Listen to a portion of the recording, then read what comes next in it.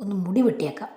ഒരു നമ്മൾ ബാർബർ ഷോപ്പിലെത്തിയിട്ടുണ്ട്. മുടി വെട്ടി മുട്ടയടിക്കാൻ. നമ്മുടെ കല്യാണമാണ് ഇന്ന്. അപ്പോൾ നമ്മൾ മുടി വെട്ടി മുട്ടയടിക്കാൻ വന്നിരിക്കുകയാണ്. നമ്മുടെ ഇന്ത്യയിലൊരു കടയുണ്ട് ബാർബർ എന്ന് പറഞ്ഞ് അവിടെ വന്നിട്ടുണ്ട്.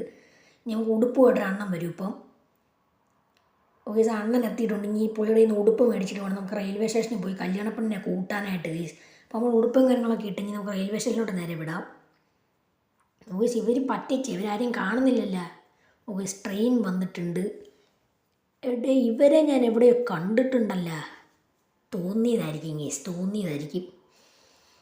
ഓയ്, നമ്മുടെ കല്യാണം അപ്പം കഴിഞ്ഞിട്ടുണ്ട് ഗേസ്. നമ്മുടെ പോലീസ് സ്റ്റേഷനിൽ വെച്ചായിരുന്നു കല്യാണം. അപ്പം കല്യാണമൊക്കെ കഴിഞ്ഞിട്ടുണ്ട്. അപ്പം ഈ രാത്രി ഇച്ചിരി ചായ ഉണ്ടാക്കാൻ പാല് മേടിക്കാൻ പുറത്തോട്ടിറങ്ങിയതാണ്. വീട്ടിൽ നമ്മുടെ ആളെ കാണുന്നില്ല ഗേസ്. ഇവരെവിടെ പോയി?